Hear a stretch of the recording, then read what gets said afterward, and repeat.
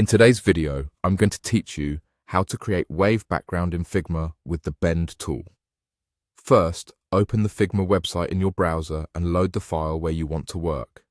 If you're starting fresh, a blank canvas is perfect. Give yourself enough room by zooming out a little and make sure the Layers panel is visible so you can keep things organized as you go. Now, prepare your page.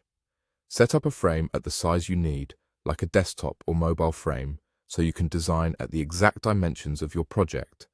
This helps you see how the wave will sit in your layout. You can also lock the frame to avoid accidental moves while you work. Keep your fill and stroke settings simple for now. We'll add color later. Next, click the rectangle tool and draw a rectangle across your frame. Size it to cover the width of your canvas. A taller rectangle gives you more room for dramatic curves, while a shorter one creates subtle waves. Align it to the bottom or center depending on where you want the wave to sit. Remove any stroke if it's enabled and keep a solid fill so you can see your shape clearly. Double-click your rectangle to enter vector editing mode.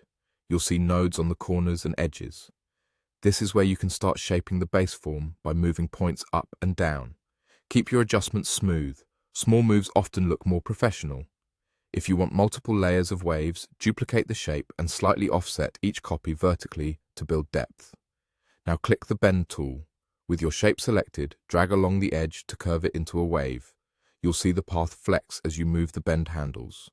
Adjust the amplitude to get a gentle ripple or a bold wave, and flip direction to alternate peaks and troughs.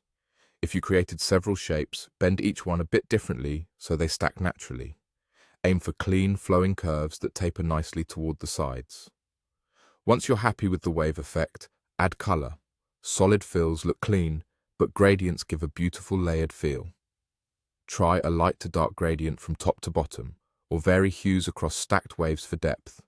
Lowering the opacity of upper layers can create a soft, misty look. When you're done, group your waves so you can move or resize them together without losing alignment.